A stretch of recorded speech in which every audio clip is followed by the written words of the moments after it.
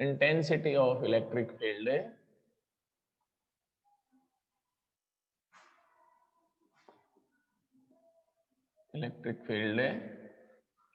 at axis of an electric dipole.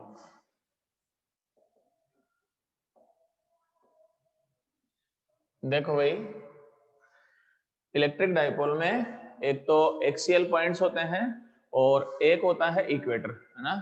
किसको axis बोलते हैं और किसको इक्वेटर कहते हैं बता देता हूं मैं। सबसे पहले अपने पास adjoining line of charges in electric dipole is called axis of electric dipole. Adjoining line है, इट इज कॉल्ड एक्सिस। उसके बाद में अपन चलते हैं व्हाट इज इक्वेटर। ये मिड पॉइंट है इसका। तो perpendicular line which is passes through perpendicular line to axis which is passes through midpoint of electric dipole, it is called equator। तो ये इक्वेटर है एंड ये एक्सियल लाइंस है। तो अपने पास दो पॉइंट्स पर इलेक्ट्रिक फील्ड फाइंड करना है तुम्हारे सिलेबस में। एक तो एक्सिस पे फाइंड करना है और एक बार इक्वेटर पे फाइंड करना है। फर्स्ट अपन चलेंगे electric field at axis of N electric dipole. तो चलें, लो जी भाई। Suppose that N electric dipole with charge negative Q and positive charge, mid point of electric dipole is O। ठीक है, distance between charges for dipole is 2a, so that it is A and it is also A। A point P is situated at r distance from midpoint of electric dipole. We have to calculate intensity of electric dipole, intensity of electric field at any point P। Clear? अब अपन चलते हैं, देखो ये this point is A and B। यहां से यहां तक की डिस्टेंस जो है वो r है। ठीक है, तो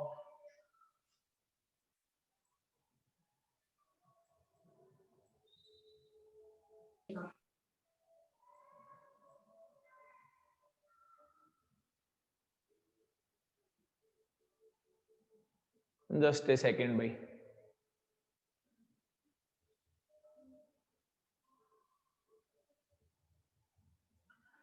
हाँ जी भाई। देखो अब यहां से यहां तक की डिस्टेंस r है, ये a है, तो ये डिस्टेंस कितनी हो जाएगी, r माइनस a हो जाएगी यहां से यहां तक की। उसके बाद में अपन चलें, ये डिस्टेंस r है, ये a है, तो टोटल डिस्टेंस कितनी हो जाएगी, r प्लस a के इक्वल हो जाएगी। क्लियर है ये भी? उसके बाद में अपन चलते हैं intensity of electric field due to negative charge और फिर ड्यू टू पॉजिटिव चार्ज। अपन ये जानते हैं कि नेगेटिव चार्ज में इलेक्ट्रिक फील्ड की direction from point to charge होती है। तो देखो ये नेगेटिव चार्ज, ये पॉइंट है, तो इससे जो इलेक्ट्रिक फील्ड होगा वो E1 मान लेंगे अपन, point to charge. And for positive charge it is from charge to point. तो P पॉइंट के लिए अगर आप फाइंड करेंगे तो चार्ज टू पॉइंट हो जाएगा, तो ये हो जाएगा अपने पास है E2। आ गया होगा समझ में ये भी? अब अपन चलते हैं E1 and E2 are opposite in a direction. Then electric field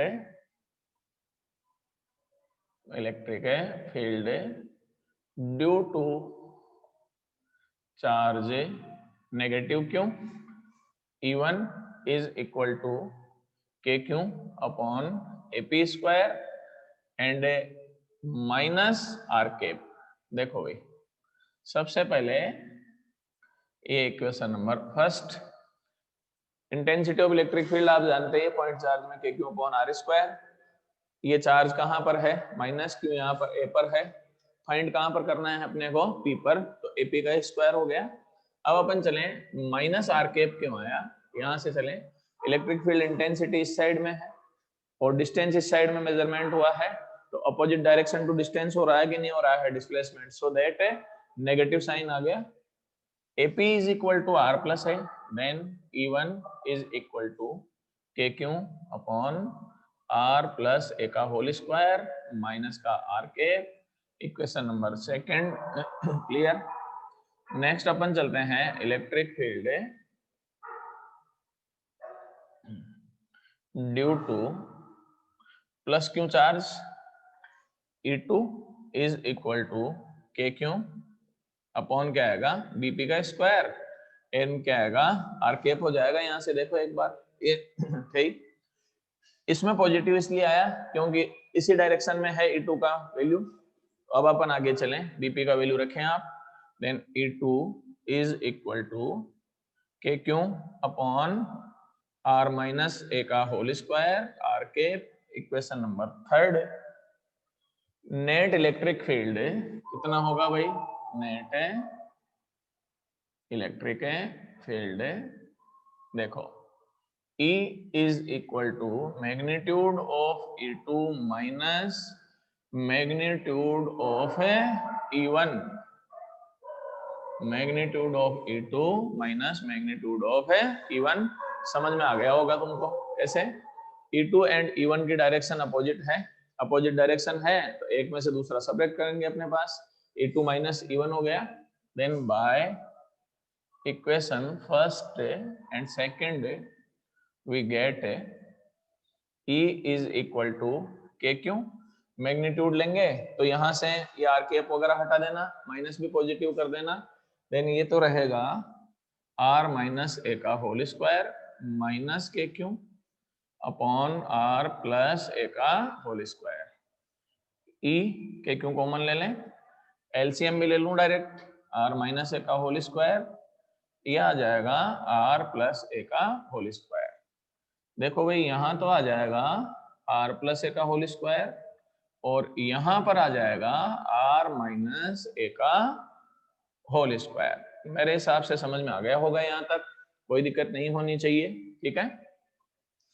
अब अपन चलें कि क्यों नीचे यहाँ से देखो एक बार, ये फैक्टर हैं a plus B and a minus B and a plus B की फॉर्म में है, तो a square minus B square की फॉर्म में लिख सकते हैं, so that it can be written as a R square minus a square का होल स्क्वायर, क्योंकि दोनों पर स्क्वायर है भाई, इन दोनों का एक्सपांड करें a प्लस बी का whole square, then a square plus B square plus 2ab, so that R square plus a square plus 2ar minus R square plus a square minus 2ar। यहां तक आ गया होगा समझ में, ठीक है। अब अपने पास यहां से यूं कर सकता हूं मैं इसको, के क्यों ब्रैकेट हटा दें, R square plus A square plus 2ar minus R square minus A square plus 2ar and R square minus A square का होल स्क्वायर, ये सारे इससे कैंसिल आउट हो गए। अब एक बार आप स्क्रीनशॉट ले लो तो उसके बाद में अपन आगे बढ़ सकते हैं।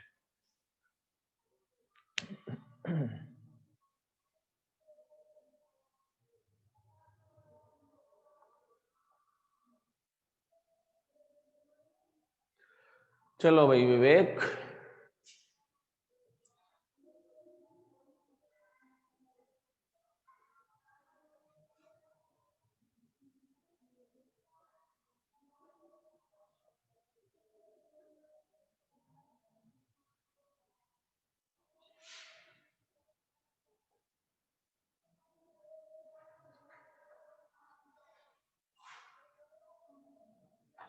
हाँ जी भाई, तो अपन ये लिख सकते हैं E is equal to K Q into 4ar R square minus A square का होल स्क्वायर, और इसको थोड़ा चेंज करके यूं लिख सकते हैं K Q 2ar upon R square minus A square का होल स्क्वायर लिख सकते हैं। अब अपन चलें यहां से, q into 2a is equal to p dipole moment, so that 2kp r upon R square minus A square का होल स्क्वायर, ये ई के इक्वल आ गया। If A is very very less than R, then क्या रहेगा, इसको negligible ले लो, E is equal to 2 kpr upon R square का होल स्क्वायर हो जाएगा। देन अपने पास क्या रहेगा, E is equal to 2 kpr upon r4 and E is equal to 2 kp upon r cube. और वेक्टर फॉर्म में अगर आप लिखना चाहते हैं तो E is equal to 2 kp vector upon r cube, ठीक है। And E is proportional to P and E is proportional to 1 upon r cube. Graph अगर आप देखेंगे तो यहां से देखें, ये तो E ले लिया अपन ने, R जो है x एक्सिस पे ले लिया, यहां पर ये आ गया E is proportional to 1 upon r cube. अब एक चीज और बता देता हूं मैं इसी में आपको, देखो पॉइंट चार्ज में ये आया था आंसर के क्यू अपॉन आर स्क्वायर आया था, तो उसमें अपन ये देख रहे थे कि E is proportional to 1 upon r square, इसमें आ रहा है 1 अपॉन r क्यूब के प्रोपोर्शनल है। दो, अपने को ये बताना है कि ज्यादा तेजी से इलेक्ट्रिक फील्ड डिक्रीज किस में होगा, डाइपोल में होगा या फिर पॉइंट चार्ज में होगा। तो आंसर यूं है, ये आर स्क्वायर है, यहाँ पर r की पावर 3 है, ये पावर ज्यादा है, इसका मतलब अपने पास ये होगा कि डिस्टेंस इंक्रीज होगा तो डाइपोल में अपने पास ज्यादा तेजी से डिक्रीज होगा बजाय किसके, पॉइंट चार्ज के। अब स्क्रीनशॉट ले लो, उसके बाद में अपन आगे चलते हैं भाई।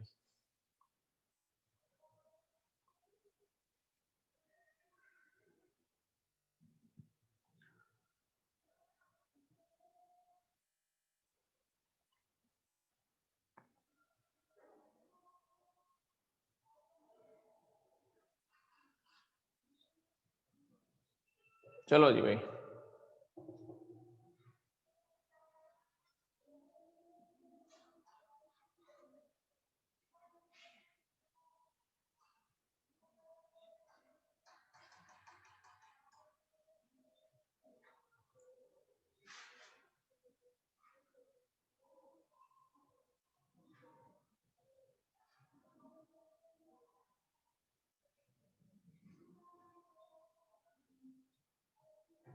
इलेक्ट्रिक फील्ड इंटेंसिटी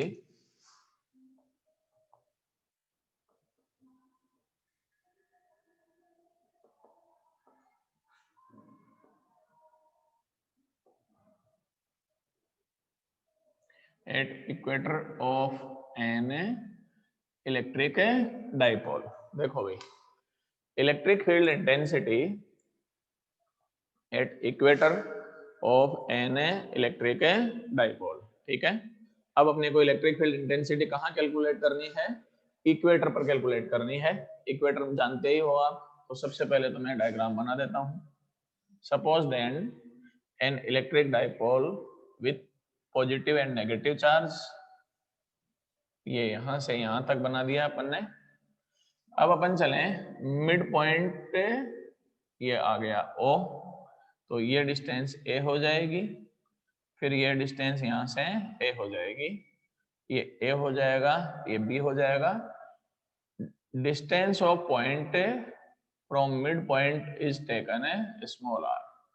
तो सबसे पहले अपन चलें कि suppose that in electric dipole negative charge positive charge है, मिड पॉइंट O है, यहां से r डिस्टेंस पर कोई पॉइंट P है जो इक्वेटर पर है, and we have to calculate electric field intensity at point P।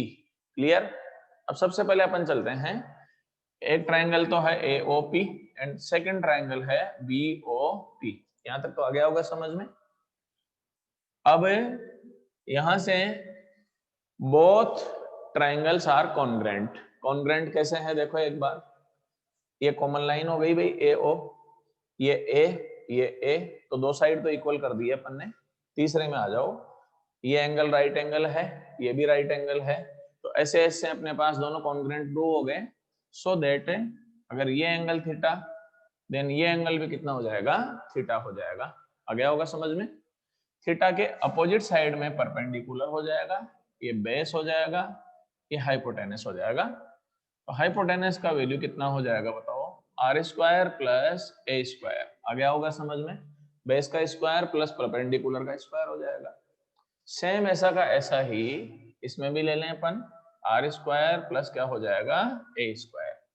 यहां तक तो क्लियर हो गया होगा, कोई डाउट हो तो बता सकते हो भाई, अगर कोई प्रॉब्लम हो तो एक बार मैसेज कर दिया करो, मैं क्लियर है करा दूंगा भाई।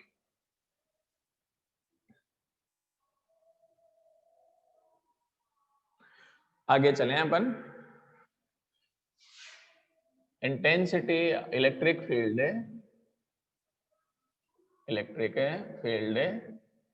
Due to charge minus Q से अपने पास इलेक्ट्रिक फील्ड अगर अपने को फाइंड करना है तो E1 लिख लूं, E1 is equal to K Q upon AP square. आ गया होगा समझ में, चार्ज यहाँ पर है, AP यहाँ पर है, तो इलेक्ट्रिक फील्ड अपने पास AP का स्क्वायर निकलेंगे इसमें, and E1 is equal to K Q upon R square plus A square.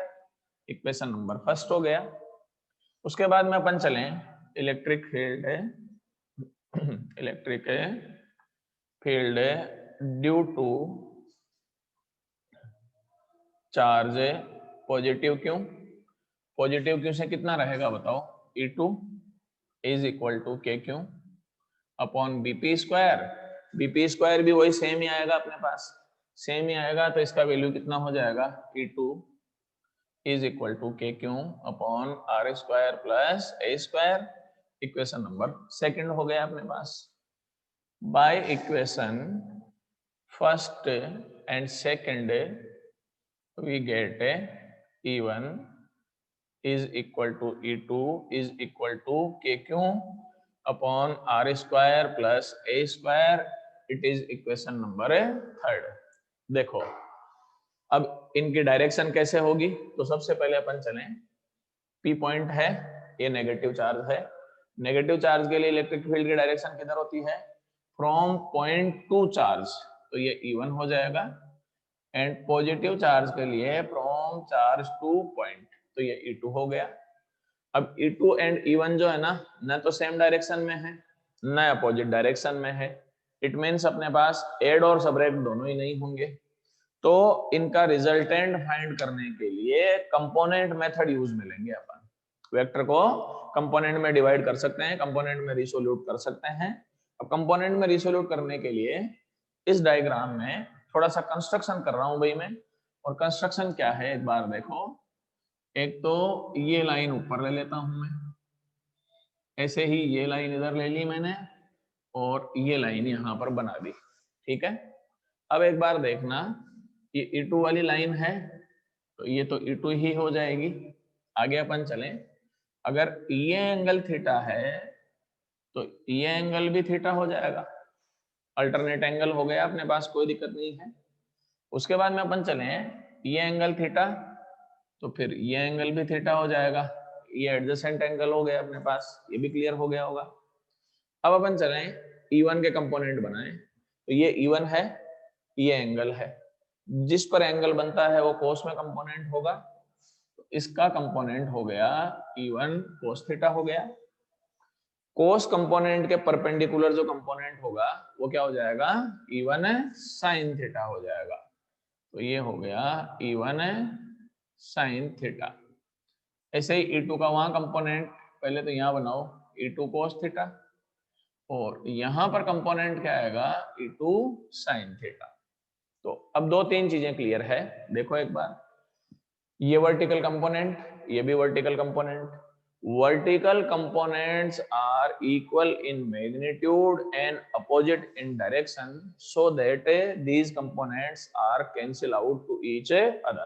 कैसे, दोनों में sin थीटा तो है, E2 एंड E1 जो है मैं इक्वल प्रूव कर चुका हूं, तो E1 sin theta and E2 sin theta are equal in magnitude and opposite in direction, so that these components are cancel out। नेक्स्ट अपन चलें इसमें, अब आ जाए कौन से कंपोनेंट है, हॉरिजॉन्टल कंपोनेंट, ये रहे दोनों horizontal component. E1 cos theta and E2 cos theta are in same direction, so that resultant electric field is given by sum of these components। Clear, एक बार स्क्रीनशॉट ले वो, थोड़ा इरेज करूंगा, उसके बाद में आगे चलेंगे।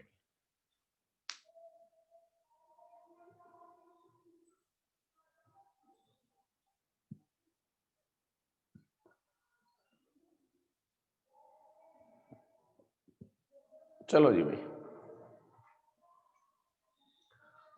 अरे समझ में तो आ रहा है? विवेक, हर्षिता, अमन, कोई दिक्कत थोड़ी है कि चैप्टर में जो चल रहा है उसमें?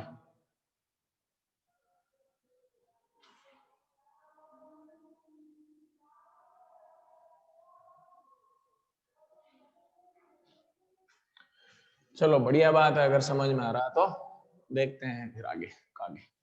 हाँ भाई, अब अपन चलें, नेट इलेक्ट्रिक फील्ड कितना होगा? नेट इलेक्ट्रिक फील्ड क्या होगा? E is equal to E1 cos theta plus E2 cos theta by equation third क्या है बताओ? E2 इज इक्वल टू क्या है? E1 है, ठीक है। अब E2 is equal to E1 है तो ये वैल्यू इसमें रखेंगे, then net electric field is equal to हो जाएगा 2E1 cos ऑफ थीटा।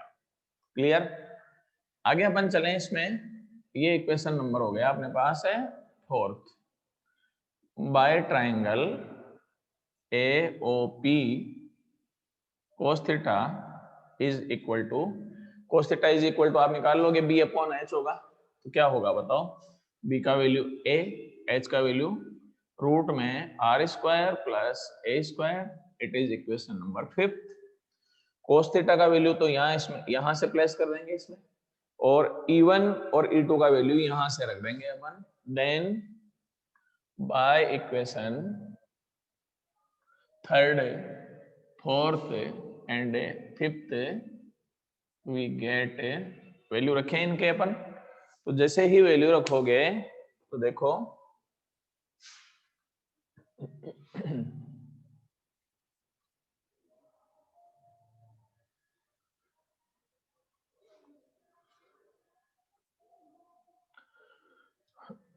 हाँ भाई, वैल्यू रखा तो E इज इक्वल टू 2, इसका वैल्यू के क्यों? R square plus A square into A upon root में R square plus A square, इसको यूं लिख सकते हैं K Q into 2A upon R square plus A square की power 1, R square plus A square की पावर है 1/2। कोई दिक्कत नहीं है इसमें, पावर सेम है, सॉरी बेस सेम है तो पावर ऐड हो जाएगा। पावर ऐड करेंगे तो क्या रहेगा बोलो? और Q इंटू 2A किसके इक्वल हो जाएगा? P के इक्वल हो जाएगा। Then E is equal to KP upon R square plus A square की पावर है 3/2 हो जाएगा। If A is very very less than R, then E is equal to KP, R square की power कितना हो जाएगा? 3/2 हो जाएगा। And E is equal to KP upon R cube, ठीक है, ये इक्वेटर पर है। And E vector is equal to minus KP upon R cube. इसमें माइनस में आएगा भाई, रीजन बता देता हूं। इलेक्ट्रिक डाइपोल मोमेंट की डायरेक्शन इधर थी बोर्ड में, और नेट इलेक्ट्रिक फील्ड कंपोनेंट से आ रहा था कि नहीं आ रहा था? E1 cos theta E2 cos theta इस साइड में थे, तो अपोजिट डायरेक्शन में है, तो ये अपने पास ये ध्यान रखना है इक्वेटर पर। अब इसी में एक चीज और बता देता हूं मैं आपको, E axial upon E equator is equal to क्या होगा बताओ जी भाई?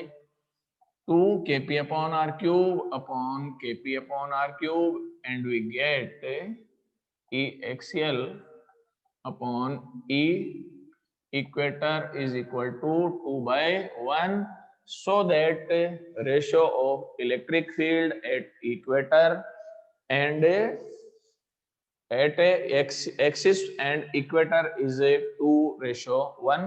और अपन ये भी कह सकते हैं at axial points electric field is double of equator points। Screenshot ले लो, उसके बाद में अपन आगे चलेंगे।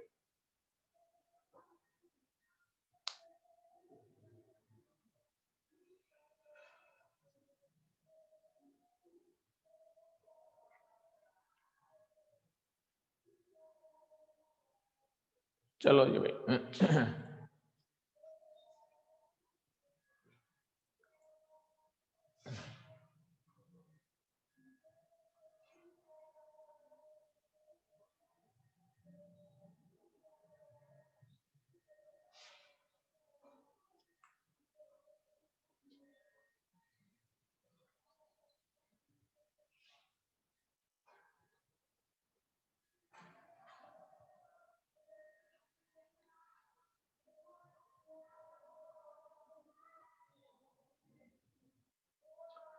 हाँ भाई,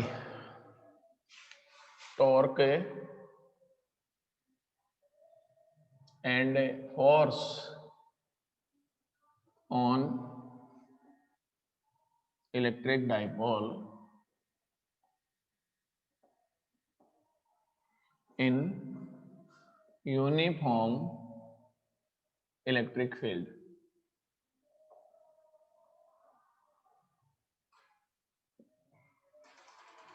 देखो भाई, टॉपिक है torque and force on electric dipole in a uniform electric field. देखो भाई, यहां से चलें अपने पास, अगर ऐसी फील्ड लाइन, ये इलेक्ट्रिक फील्ड लाइंस है भाई अपने पास, है ना, ये पैरेलल भी है तो गैप इक्वल है, इसमें डायरेक्शन भी सेम है, सेम, एंड मैग्नीट्यूड ऑफ ई ये भी कांस्टेंट है। तो ये यूनिफॉर्म मैग्नेट इलेक्ट्रिक फील्ड है भाई अपने पास, हर जगह मैग्नीट्यूड इक्वल होगा, डायरेक्शन भी सेम होगी, ये यूनिफॉर्म इलेक्ट्रिक फील्ड हो गया। उसके बाद में अपन चलें, यहां से देखो, अगर अपने पास मान लो ऐसा है, इसमें क्या होगा, डायरेक्शन तो सेम होगा बट मैग्नीट्यूड सेम नहीं है, मैग्नीट्यूड चेंज हो रहा है इसमें, ये इसका हो गया अपने पास। उसके बाद में अपन ये चलें, direction and magnitude both are not a constant, इसमें दोनों ही कांस्टेंट नहीं है, इसमें डायरेक्शन कांस्टेंट है, मैग्नीट्यूड कांस्टेंट नहीं है, इसमें मैग्नीट्यूड भी कांस्टेंट है, डायरेक्शन भी कांस्टेंट है। तो ये यूनिफॉर्म है और ये नॉन यूनिफॉर्म इलेक्ट्रिक फील्ड है। अब अपन स्टडी करेंगे यूनिफॉर्म इलेक्ट्रिक फील्ड में कोई इलेक्ट्रिक डाइपोल रखा हुआ है तो उस पर फोर्स कितना होगा एंड टॉर्क कितना होगा, वो देखते हैं भाई।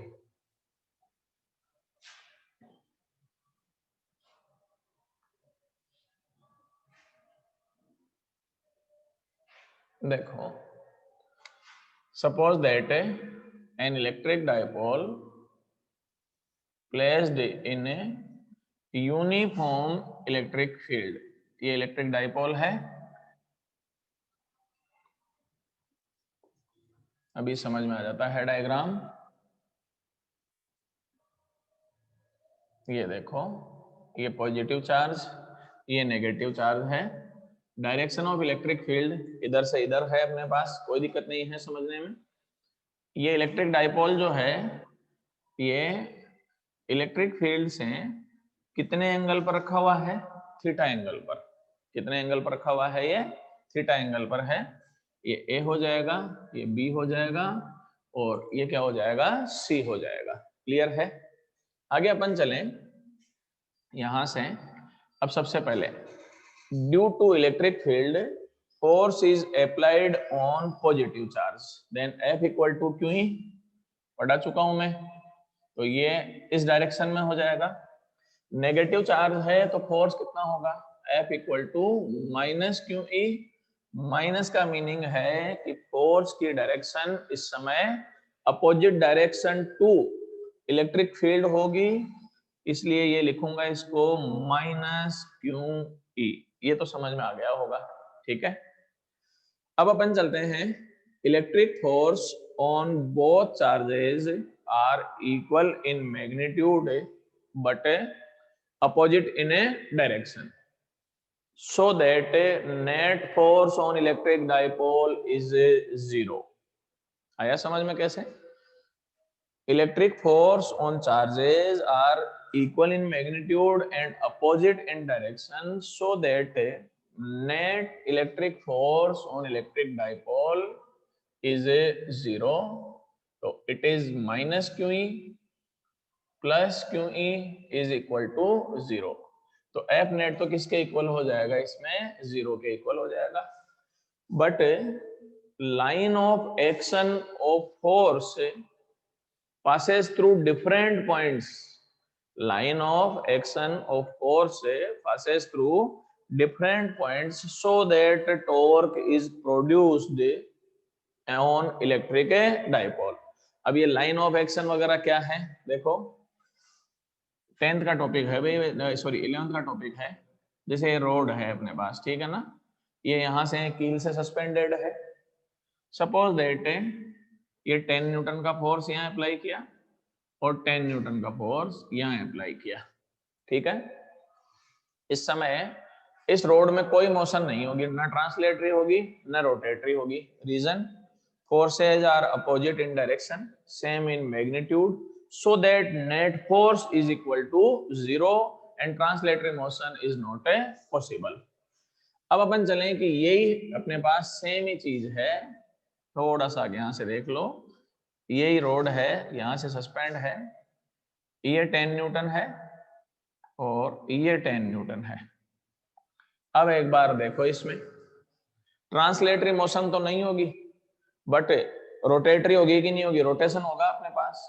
तो रोटेशन क्यों हुआ अपने पास, उसमें और इसमें क्या डिफरेंस आ गया, इन दोनों में बेसिक डिफरेंस ही आया, इनकी line of action passes through from same point. इन दोनों, ये दोनों ही फोर्स जो हैं वो एक ही पॉइंट से जा रहे हैं अपने पास। तो लाइन ऑफ एक्शन का मतलब होता है फोर्स जिस डायरेक्शन में यूज आ रहा है या जिस डायरेक्शन में अप्लाई हो रहा है, it is called line of action. इसमें दोनों सेम पॉइंट से जा रहे हैं कि नहीं जा रहे हैं, तो नेट फोर्स भी 0 एंड टॉर्क भी 0। इसमें एफ नेट भी 0 and tau is also equal to 0. तो there are no motion in this condition, translatory भी नहीं होगी एंड रोटेटरी भी नहीं होगी। इसमें देखो एफ नेट तो 0 है,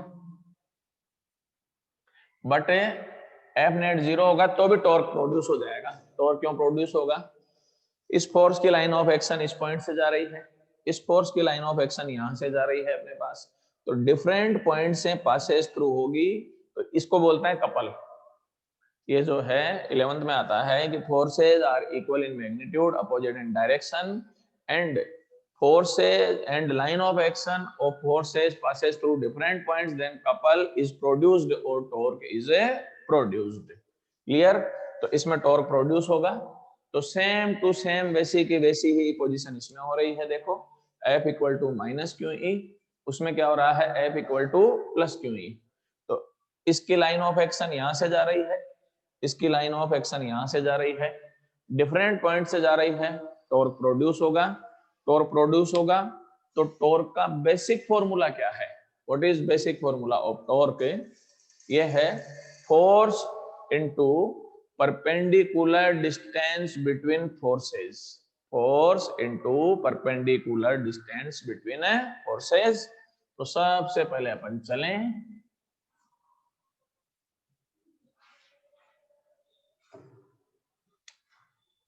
ये torque tau is equal to force into perpendicular distance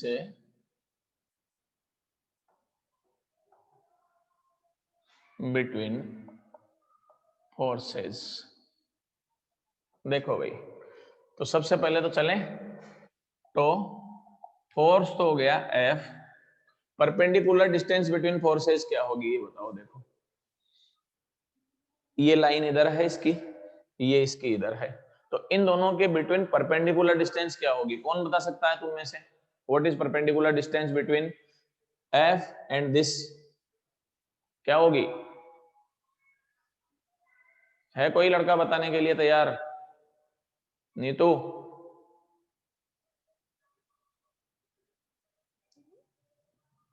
BC, Harshita, very good भाई, नीतू ने BC बताया है। तो आ गया परपेंडिकुलर डिस्टेंस कैसे निकालते हैं समझ में सबको, तरीका भी बता देता हूं। जैसे ये फोर्स है, एक ये फोर्स है, तो एक से दूसरे पर परपेंडिकुलर ड्रॉ कर दो, ये परपेंडिकुलर डिस्टेंस हो जाएगी अपने पास। तो अपन ने क्या किया, यहां से देखो इसको पीछे ले लिया लाइन ऑफ एक्शन को, वहां से परपेंडिकुलर ड्रॉ कर दिया, तो परपेंडिकुलर डिस्टेंस बिटवीन फोर्सेस कितनी आ जाएगी, BC के इक्वल आ गई अपने पास। तो F इंटू क्या हो गया, BC। अब अपन चलें बाय ट्राइंगल ABC। तो देखो एक बार, थीटा के अपोजिट साइड में परपेंडिकुलर, ये बेस हो गया, ये हाइपोटेनस हो गया। देन अपने पास क्या रहेगा इसमें,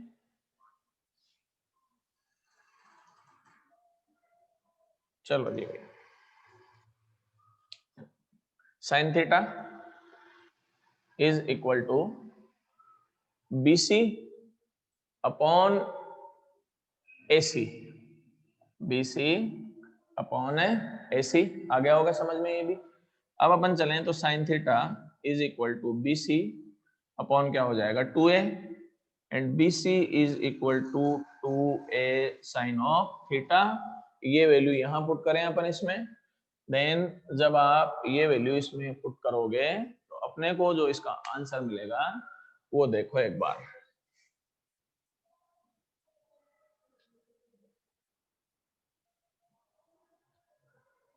ये देखो जी भाई, tau is equal to force का value Q into 2A sine theta. Q into 2A किसके इक्वल हो जाएगा, P के इक्वल हो जाएगा। Then tau is equal to क्या हो जाएगा, PE साइन थीटा। ये बेसिक फॉर्मूला ऑफ टॉर्क हो गया। आगे अपन लिखें इसको, ये भी लिख सकते हैं, tau vector is equal to P vector cross E vector, and direction of tau is perpendicular to plane of P and E। क्योंकि क्रॉस प्रोडक्ट में यही रहता है कि जो थर्ड वेक्टर होता है उसकी डायरेक्शन इन दोनों के प्लेन के परपेंडिकुलर आती है। तो direction of tau is a perpendicular to plane of P and E। ठीक है, दोनों के परपेंडिकुलर होंगी, and given by right hand law. Right hand law आप सब जानते ही हैं, अपने पास ये पढ़ा होगा ना सबने। ये ऐसे, ये देखो I, ये J, ये K, I क्रॉस J, ये किसके इक्वल आ जाता है, K के इक्वल आता है। लेकिन अगर J क्रॉस I लोगे तो वो किसके इक्वल आ जाएगा, माइनस K के इक्वल। तो याद रखने का मेथड भी बता देता हूं। अगर आप एंटी क्लॉकवाइज चलते हैं तो पॉजिटिव लेना है, और अगर क्लॉकवाइज चलते हैं तो अपने को नेगेटिव वेक्टर यूज में लेना है। क्लॉकवाइज में तो क्या लोगे, अपने पास है नेगेटिव ले लोगे, और एंटी क्लॉक में क्या लेना है, अपने को पॉजिटिव लेना है। ये इसमें ध्यान रख लेना। तो ये राइट हैंड रूल हो गया अपने पास, या राइट हैंड स्क्रू रूल भी बोल सकते हैं। अब अपन चलें, इसमें दो तीन कंडीशन है वो बता देता हूं मैं। देखो भाई, कंडीशन नंबर फर्स्ट, हाँ एक चीज और है, tau is perpendicular to P and tau is also perpendicular to E, so that अपन ये लिख सकते हैं, tau is perpendicular to P and tau is also perpendicular to E, then tau vector dot P vector is equal to 0। आया समझ में। A dot B is equal to 0, क्योंकि AB cos theta होता है कि नहीं होता है, थीटा का वैल्यू 0, तो AB cos थीटा किसके इक्वल हो जाएगा, 0 के इक्वल हो जाता है। ऐसे ही tau vector dot E vector, ये भी किसके इक्वल हो जाएगा, 0 के इक्वल हो जाता है। क्लियर। अब तीन कंडीशन ले लेते हैं अपन। First, if theta equal to 0, then tau is equal to P is sin 0, value of sin 0 is 0. It is called permanent equilibrium. Equilibrium. Second है theta is equal to 90, then tau is equal to PE sin 90. Value of sin 90 कितना होता है अपने पास 1, and maximum भी होगा, तो torque maximum होगा किसके इक्वल हो जाएगा, पीई के इक्वल हो जाएगा। थर्ड आ जाए, theta is equal to 180, then torque is equal to PE sine 180, value of sin 180 also equal to 0, but it is called a temporary equilibrium. Temporary equilibrium. और क्यों कहते हैं इसको टेम्परेरी, उसको परमानेंट क्यों कहते हैं, इसका आंसर जो है ना आगे मैं तीसरे चैप्टर में इलेक्ट्रोस्टैटिक पोटेंशियल एनर्जी पढ़ाऊंगा, वहां पर इसका आंसर मिल जाएगा। अब इस चैप्टर में भाई एक टॉपिक बचा है इलेक्ट्रिक फील्ड लाइंस, वो कल तो मैं आऊंगा नहीं, मंडे को क्लास लेंगे, कल क्लास नहीं रहेगी भाई, है ना, तो मंडे को क्लास लेंगे, उसमें अपन करा देंगे ये, इसके न्यूमेरिकल वगैरह तुम निकालना, क्योंकि न्यूमेरिकल के टॉपिक सारे इसमें आ चुके हैं, और मंडे को न्यूमेरिकल भी करा देंगे और इलेक्ट्रिक फील्ड लाइंस भी करा देंगे। थैंक यू भाई।